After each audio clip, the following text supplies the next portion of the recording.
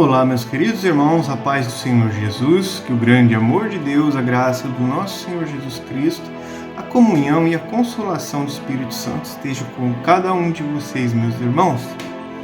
Irmãos, eu estou aqui nas minhas correrias do dia a dia, na hora do almoço, e vou agora fazer a nossa meditação de hoje, a leitura da Escola Bíblica Dominical, pessoal. Estamos aí no terceiro trimestre, aprendendo sobre a igreja em Jerusalém. Foi onde a igreja de Jesus Cristo nasceu. Para você que não sabe, Jesus veio à Terra, o Filho de Deus, que é o próprio Deus, viveu essa vida aqui triste, sofrida. Ele era um homem de dores, foi humilhado, rejeitado, sofreu muito. E ainda, por fim, pagou o meu e o teu pecado, morrendo torturado numa cruz. Mas ao terceiro dia ressuscitou, escolheu pessoas para falar de Jesus, para ensinar sobre ele, os apóstolos, e disse: ficai em Jerusalém até que do alto recebam a promessa do Espírito Santo. E Deus cumpriu a promessa. Jesus ressuscitou, foi para o Pai e enviou o Espírito Santo em Jerusalém, que é onde os apóstolos ficaram esperando o Espírito Santo e fundaram aí a primeira igreja. Hoje a gente vai meditar na lição número 4 juntos, que é uma igreja cheia do Espírito Santo. Amém, meus irmãos? Vamos fechar o olho e fazer uma breve oração. Querido Senhor, meu Deus e meu Pai que estás no céu, louvado e exaltado seja o santo nome do Senhor, Pai.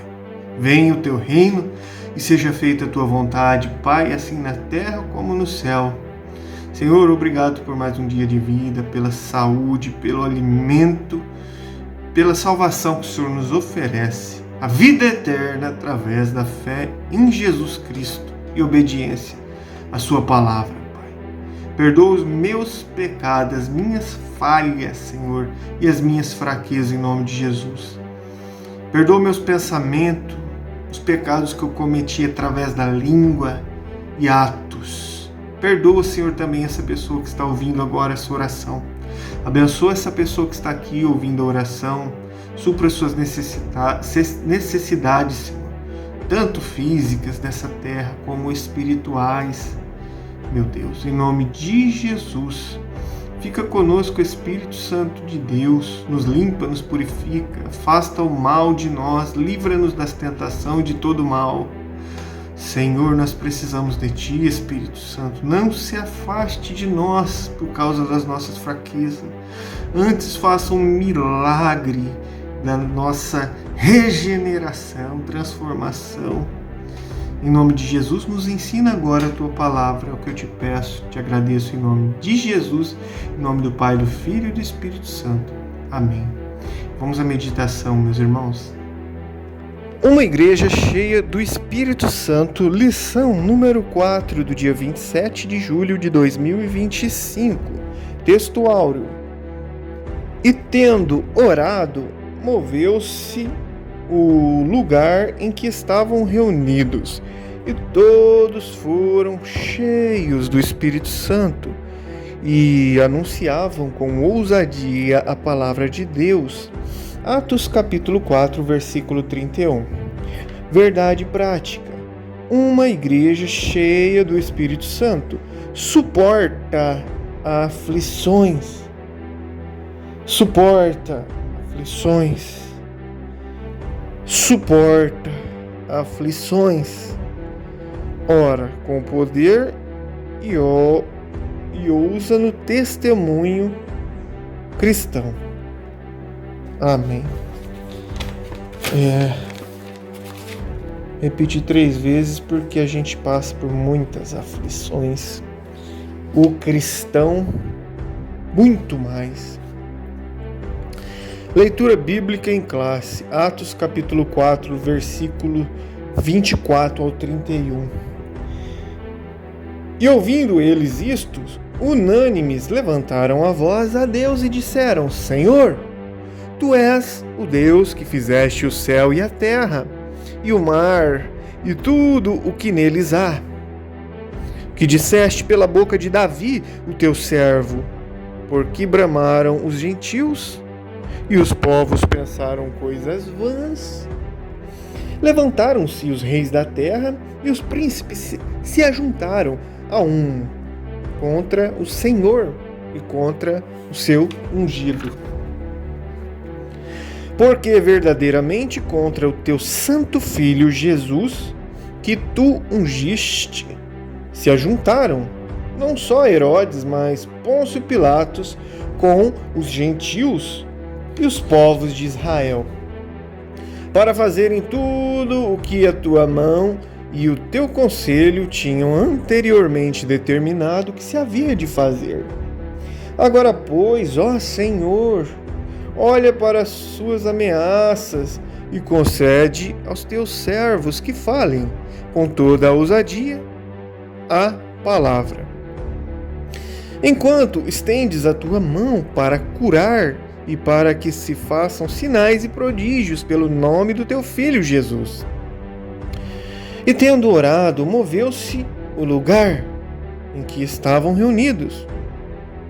E todos foram cheios do Espírito Santo e anunciavam com ousadia a palavra de Deus. Amém. Vamos para a introdução da lição de hoje. Nessa lição veremos como uma igreja cheia do Espírito Santo se comporta. A partir do capítulo 4, dos versículos 24 ao 31 do livro de Atos dos Apóstolos, encontramos uma das principais marcas que caracterizam a igreja de Jerusalém: a perseverança. Uma igreja perseverante é capacitada para dar testemunho da sua fé, mesmo que em meio ao fogo da provação, como diz 1 Pedro capítulo 4, versículo 22. Essa igreja suporta as provações porque é cheia do Espírito. Por causa do Evangelho, ela renuncia ao seu próprio bem-estar e não aceita ficar na zona de conforto. Na verdade, sem a capacitação do Espírito, o corpo de Cristo não suporta as provações, as provas para cumprir sua missão no mundo. Outra marca de uma igreja cheia do Espírito Santo é a sua capacidade de orar com poder e, por isso, impactar o mundo ao seu redor. Essa oração fortalece a igreja, capacita-a a testemunhar de maneira eficaz. Da mesma forma, uma igreja cheia do Espírito Santo é marcada pela ousadia para proclamar o Evangelho com poder e, por isso, se tornar relevante para o mundo. Vamos ao primeiro grande ponto da lição de hoje, que é uma igreja perseverante. Subponto número 1. Suporta o sofrimento. Após sua pregação junto à Porta Formosa, Pedro e João são levados presos, Atos 4:3, e posteriormente ameaçados por pregarem o nome de Jesus, Atos 4:17. Foi dito a eles que não falassem nem ensinassem no nome do Senhor, Atos 4:18. A ordem era clara, mas os apóstolos estavam dispostos a pagarem o preço de não segui-la. Eles suportariam tudo por amor a Jesus. Agiam com perseverança. Isso só foi possível porque Pedro, que falava por si e pelos demais apóstolos, havia sido cheio do Espírito Santo. Atos 4:8. O tempo verbal do grego usado no versículo 8, tendo sido cheio, demonstra que o apóstolo, que já havia sido batizado no Espírito Santo no Pentecoste, em Atos 2:4, ele foi revestido novamente do poder do alto. Uma igreja continuamente cheia do Espírito Santo suporta as provas e suporta o sofrimento. Vamos para o subponto número 2. Não negocia os seus valores. Quando a classe sacerdotal intimou os apóstolos e lhes deram ordem expressa para que eles não falassem nem ensinassem no nome de Jesus, a resposta dos apóstolos foi: julgai vós se é justo diante de Deus ouvir-vos antes a vós do que a Deus. Atos 4:19. Em outras palavras, os apóstolos afirmaram que não negociariam a sua fé, não abririam mão dos valores da fé que haviam recebido, pois eles são inegociáveis.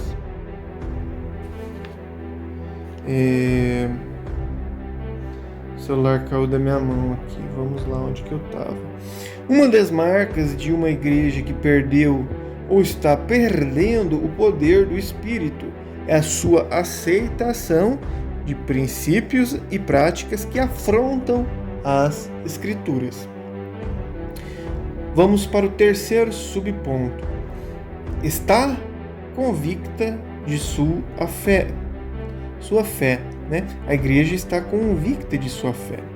Uma igreja cheia do Espírito Santo está convicta de sua fé. Ela não se apoia em suposições, mas em fatos. Atos capítulo 4, versículo 20. Os primeiros cristãos não apenas ouviram sobre Deus, mas também testemunharam suas obras. Quando Filipe pregou em Samaria, os samaritanos se convenceram, porque ouviam e viam os sinais que Filipe fazia. Atos 8:6. Alguém já disse que Deus é plenamente obedecido no céu, porque lá ele é visto, enquanto na terra muitas vezes é desobedecido por ser apenas ouvido. No entanto, a igreja cheia do Espírito Santo não apenas proclama a palavra, mas também manifesta a obra de Deus. Romanos 15:18-19. Jesus foi poderoso tanto em palavras quanto em obras. Lucas 24:19. Vamos agora para o segundo grande ponto, desta lição, que é uma igreja que ora com poder. Subponto 1. Orando com propósito. Observamos na oração do capítulo 4, versículos 24 ao 30 de Atos dos Apóstolos, que os crentes oram para que Deus seja glorificado por meio de um evangelismo de poder. Eles oravam com um propósito e por isso foram específicos. Não foi, portanto, uma oração vaga. Nela, eles oraram para que Deus exercesse a sua soberania e agisse por meio deles, dando-lhes poder para testemunhar do Senhor Jesus. Nesse sentido, o propósito da oração foi para que Deus fosse glorificado na resposta. Vamos para o segundo subponto. Orando em unidade. Em Atos, capítulo 4, versículo 4, diz assim, e ouvindo eles isto, unânimes, levantaram a voz a Deus. A concordância de Strong explica que a palavra unânimes vem do termo grego homotimadon, que significa um grupo de pessoas agindo com o mesmo propósito e em total harmonia.